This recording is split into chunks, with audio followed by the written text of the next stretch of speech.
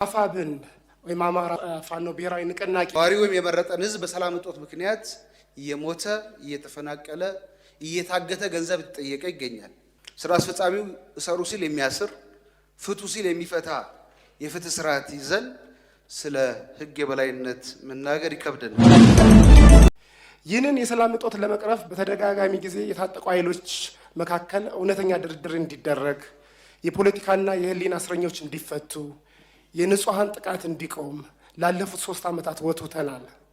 ሆኖም ምንም እንኳን መንግስት ቀደም ብሎ ከኦሮሚያ ታጣቂዎች ጋር በቅርቡ ደግሞ በአማራ ክልል ከሚንቀሳቀሱ የታጣቂ መሪዎች ጋር ድርድር አደረግኩ ቢልም ምንም የተሻሻለ የሰላም ሁኔታ እንደሌለ ነዋሪዎች ይገልጻሉ።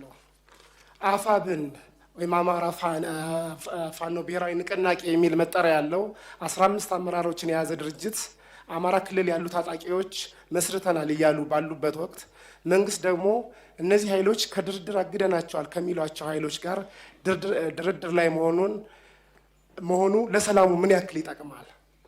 አዲስ ከተመሰረተው አፋብን ተብሎ ከሚጠራው ድርጅት ጋር መንግስት ድርድር ጀምሯል ወይ?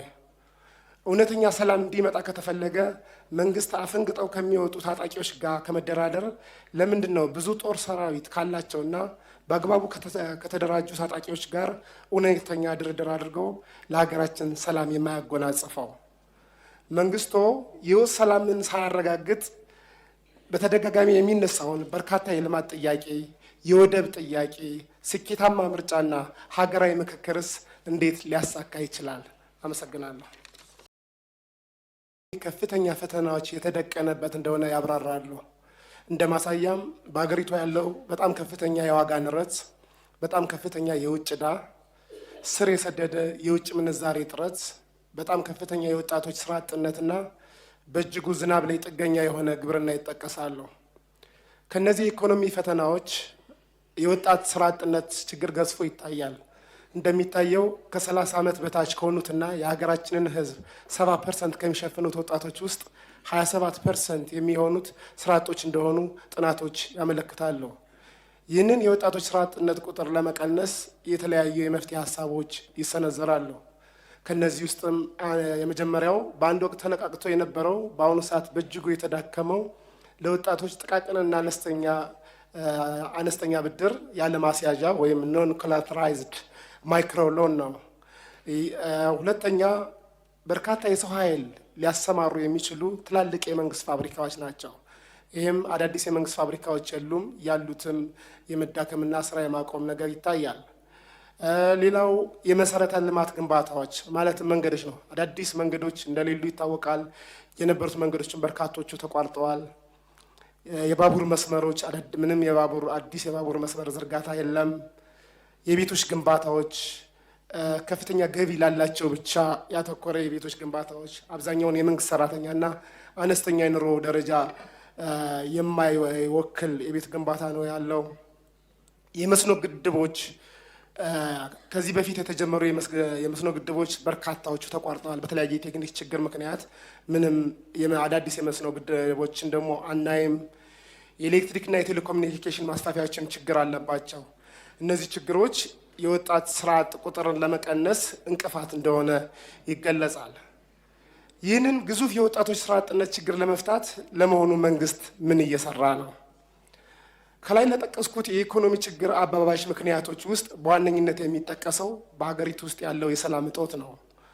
ይህ የሰላም እጦት በዋነኝነት ግጭት ባለባቸው በአማራ፣ በኦሮሚያ፣ ትግራይና ጋምቤላ ይስተዋላል።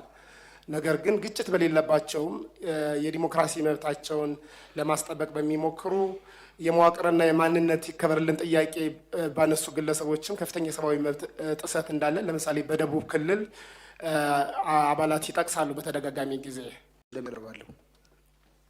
የመጀመሪያው ሀገራዊ ምክክሩንና 7ኛ ሀገራዊ ምርጫ በተመለከተ ነው። በ6 ወር አፈጻጸም ሪፖርቱ ላይ እንደተገለጸው ሀገራዊ ምክክሩ ከትግል ወደ ሰላማዊ ምክክር የሚያመጣ የፖለቲካ ባህላችን የሚቀይር የፖለቲካ ሂደት እንደሆነም ጭምር ተገልጿል። ሀገራዊ ምክክሩ የተሳካና ውጤታማ እንዲሆን የባለድርሻ አካላት ተሳትፎ እጅግ በጣም አስፈላጊ ነው። ከዚህ አንጻር በተለይ የትግራይ ክልልን ወደ ምክክር ያልገቡ የተፎካካሪ ፖለቲካ ፓርቲዎችን እና ትጥቅ አንግበው የሚንቀሳቀሱ ኃይሎችን ወደ ምክክሩን ለማስገባት እየሰሩ ያሉ ጥረቶች ቢገለጹ ቢብራሩ። ከዚህ አንጻር ሀገራዊ ምክክር ኮሚሽኑ ከምክር ቤታችን የዲሞክራሲ ቋሚ ኮሚቴ ጋር በትብብር እስከ ትግራይ ክልል ድረስ በመሄድ ጊዜያዊ አስተዳደሩን ቲፒኤልኤፍ አመራሮች በተደጋጋሚ ጥረቶች እንደተደረጉ አውቃለሁ። ግን በዚህ ጥረት ብቻ የተሳካ ሊሆን ስለማይችል በመንግስት በኩል ያለው ጥረት ቢገለጽ ለማለት ነው። ምርጫን በተመለከተ ያው ይታወቃል። ምርጫ ሲደርስ በተለይ በታችኛው አመራር የዲሞክራሲ ምህዳሩን የማጥበብ እጩዎችን፣ ታዛቢዎችን፣ ደጋፊዎችን የማዋከብ የማሰር የሚዲያ ነፃነትን የመጋፋት አዝማሚያዎች ይታያሉ። በተለይ ተፎካካሪ ፓርቲዎች ባሸነፍንባቸው አካባቢዎች ላይ በፓርቲ አመራሮች በመራጩ ህዝብ ላይ የሚደርሰው ሰብአዊ መብት ጥሰት መራጩ ህዝብ ድጋሚ ተፎካካሪ ፓርቲ እጩዎችን እንዳይመርጥ የስነ ልቦና ጫና እየፈጠረ ይገኛል። እነዚህን ችግሮች እልባት እንዲሰጣቸው ጭምር በተደጋጋሚ ለብሔራዊ ምርጫ ቦርድ አቤት ብለናል። ምርጫ ቦርድም ከፖለቲካ ፓርቲዎች የጋራ ምክር ቤት ከገዢው ፓርቲ ከፍተኛ አመራር እየመደበ ሶስትዮሽ ኮሚቴ እያዋቀረ ችግሮችን በውይይት ለመፍታት ጥረቶች ተደርገዋል። አሁንም ግን በዘላቂነት አልተፈቱም። በመጪው 7ኛው ሀገራዊ ምርጫ ከላይ ጠቀስኳቸው ችግሮች እንዳይደገሙና ምርጫው ሰላማዊ፣ ፍትሐዊና ታማኒ እንዲሁም ዲሞክራሲያዊ ሆኖ እንዲጠናቀቅ የመንግስት ቁርጠኝነት ምን ይመስላል? ምን ዝግጅት እየተደረገ ይገኛል? በተለይ ዘላቂ ሰላምን ከማጽናትና የዲሞክራሲ ምህዳሩን ለፖለቲካ ፓርቲዎች ምቹ ከማድረግ አንጻር። ሁለተኛ ሰላምን ስራዎችን በተመለከተ ነው። ግን አሁንም ዘላቂ ሰላም ለማስፈን የተረጋጋ የፖለቲካ ስርዓት መገንባት፣ የውይይት ባህልን ማሳደግ፣ የመድብለ ፓርቲ ዲሞክራሲ ማዳበርና ማስፋት ይጠበቃል። ከዚህ አንጻር እኔ በተወከልኩበት ቤንሻንጉል ጉሙዝ ክልል መተከል በተለይ በድባጢ፣ በቡለን፣ በወንበራ፣ በዳንጉር እንዲሁም በሰባቱ ወረዳዎች አሁንም ሰላም ከራቃቸው ብዙ ዓመታትን በማስቆጠሩ እንደሚታወቀው ክቡር ጠቅላይ ሚኒስትር ሶም ወደ መተከል በአካል ሂደው የነበረውን ችግር አመራር በመስጠት እንደፈቱ ይታወቃል። ያለዳ የመንግስት ከፍተኛ አመራር የለም ኢንክሉዲንግ የመንግስት ተጠሪያችንም መተከል ድረስ በሚሄድ 1 ወር ቆይቶ እዛ ያለውን ችግር በደንብ አይቶ መጥተዋልና አሁንም እዛ አካባቢ የሰላም ችግር ሆኖ የዘለቀበት ምክንያት ሊገባኝ አልቻለም። ስለዚህ አንድ በሚኒስትር መስሪያ ቤት የተቋቋመ ቡድን ሂዶ ያን ነገር ቢያጠናና አካባቢው ሰላም ቢሰፍን የጸጥታ ቅንጅት ስራ ምን እንደሚስ ቢታይ የግጭት ነጋዴዎች አሉ እዛ አካባቢና ያንን ነገር እልባት ቢሰጠው ባይ ነኝ። ሶስተኛና መሰረታዊ ነገር የፍትህ ዘርፉን በተመለከተ ነው። ሀገራዊ ለውጡን ተከትሎ ትልቅ ተቋማዊ ማሻሻያ ከተደረገባቸው ተቋማት አንዱ የፍትህ ዘርፉ ነው። ይሁን እንጂ ብዙ የሀገራችን ዜጎች በክስ ሂደት መንዛዛት ምክንያት ቶሎ ፍርድ እያገኙ ባለመሆኑ የፍትህ ዘርፉ አሁንም የመልካም አስተዳደር ችግር ሆኖ ቀጥሏል። ለአብነት ያክል እኔ በተወከልኩበት ክልል በቤንሻንጉል ጉሙዝ ክልል ምክትል ጠቅላይ አቃቤ ሕግ ሆነው የክልል ስራ አመራር ተቋም ዋና ዳይሬክተር ሆነው የአሶሳ ዩኒቨርሲቲ የሕግ ኮሌጅ ዲን ሆነው ዳኛ ሆነው የፓርቲያቸው የፖለቲካ ዘርፍ ኃላፊ ሆነው ሲያገለግሉ የነበሩ በ6ኛው ድጋሚና ቀሪ ምርጫ የክልል ምክር ቤት አባል የነበሩ የፌክ ሽብር ክስ ተመስርቶባቸው አሁንም በ1 ዓመት ያክል በማረሚያ ቤት ውስጥ ይገኛሉ። አቶ ዮሐንስ ተሰማ ይባላሉ። የክልሉ አቃቢ ምንም መረጃ ማስረጃ ማቅረብ ባለመቻሉ የፌዴራሉ ከፍተኛ ፍርድ ቤት ተዘዋዋሪ ችሎት በትናንትናው ዕለት የክስ መዝገባቸውን ዘግቶታል። መሰል የፍትህ ችግሮች በክልሉ በጣም በርካታ ናቸው። ከዚህ አንጻር በክልሉ የፍትህ ስርዓቱ በአስፈጻሚው ስር ገብቷል ቢባል ማጋነን አይሆንም። ስራ አስፈጻሚው እሰሩ ሲል የሚያስር ፍቱ ሲል የሚፈታ የፍትህ ስርዓት ይዘን ስለ ህግ የበላይነት መናገር ይከብደናል።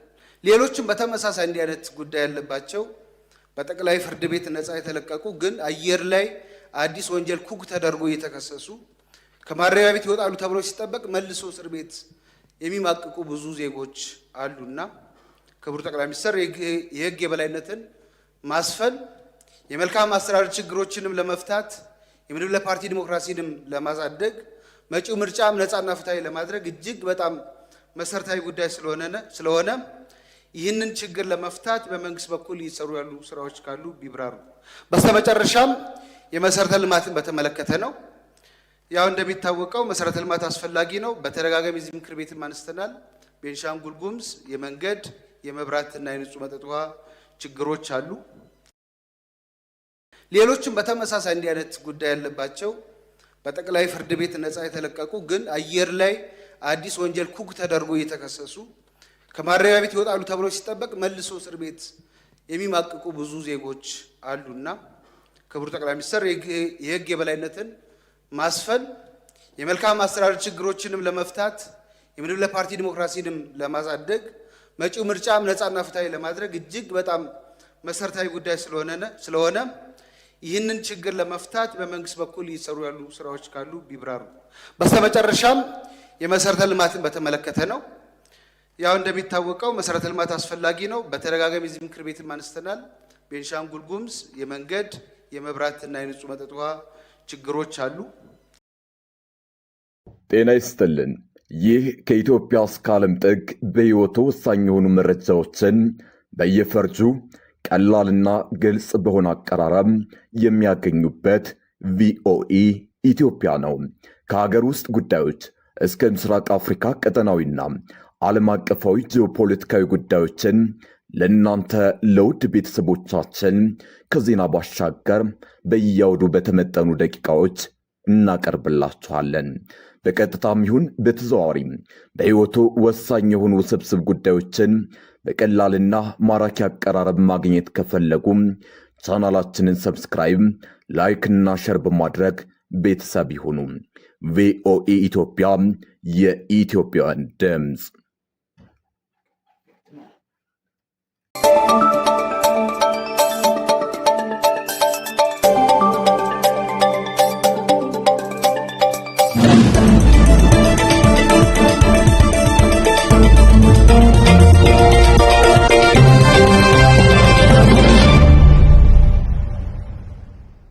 ውድ የቦርከና ቤተሰቦች ከዚህ በመቀጠል የአማራ ዲያስፖራ ሁለተኛ ዓለም አቀፍ ጉባኤ የአቋምና ቀጣይ ትኩረት አቅጣጫ መግለጫን ወደ እናንተ እናደርሳለን። የተወደዳችሁና የተከበራችሁ የቦርከና ሚዲያ ቤተሰቦቻችን ቦርከና ሚዲያ ለየትኛውም አካል ምንም አይነት የፖለቲካ ውግንና እንደሌለው እየገለጽ በሌላ ጊዜም ቢሆን እንደ ሀገር ለኢትዮጵያና እንደ ሕዝብ ለኢትዮጵያውያን የሚጠቅሙ ሐሳቦችን በተመለከተ በሚዲያችን በኩል ወደ እናንተ ማድረሱን እንደሚቀጥል ለመግለጽ እንወዳለን። የአማራ ዲያስፖራ ሁለተኛ ዓለም አቀፍ ጉባኤ የአቋምና ቀጣይ ትኩረት አቅጣጫ መግለጫ መግቢያ። እኛ በዓለም ዙሪያ የምንገኝ ከተለያዩ የአማራ ማህበራት፣ ምሁራን፣ የፖለቲካ አንቂዎች፣ የሚዲያ ተቋማትና ጉዳዩ የሚመለከታቸው አካላት የተውጣጣን የአማራ ዲያስፖራ አባላት እንደ አውሮፓውያን አቆጣጠር ኦገስት 16 ቀን 2025 በአርሊንግተን ቨርጂኒያ ዩናይትድ ስቴትስ ተሰብስበን በአማራው የህልውና ትግል ባለፉት 2 ዓመታት በተገኙ ድሎች ባጋጠሙ መሰናክሎችና የትግሉን የወደፊት አቅጣጫ በተመለከተ በተለይም የወቅቱ አንገብጋቢ ጥያቄ በሆነው የአማራው ህብረት መመስረትና መጠናከርን በተመለከተ ሰፊ ውይይት አድርገናል። የወቅቱን የኢትዮጵያን የአካባቢውና ዓለም አቀፍ ሁኔታዎች በአማራው ትግል ላይ ስለሚኖራቸው ተጽዕኖ ጥልቅ ግምገማ አካሂደናል። በተጨማሪም እንደ አውሮፓውያን አቆጣጠር ከኦክቶበር 19 እስከ 20 ቀን 2024 በስፕሪንግፊልድ ቨርጂኒያ ተካሂዶ በነበረው የአማራ ዲያስፖራ ዓለም አቀፍ ጉባኤ በተወሰነው መሰረት የአማራ ዲያስፖራ ግሎባል ፎረም ባከናወናቸው ተግባራት ዙሪያ የቀረበውን ሪፖርት አዳምጠን ውይይት በማካሄድ የሚከተለውን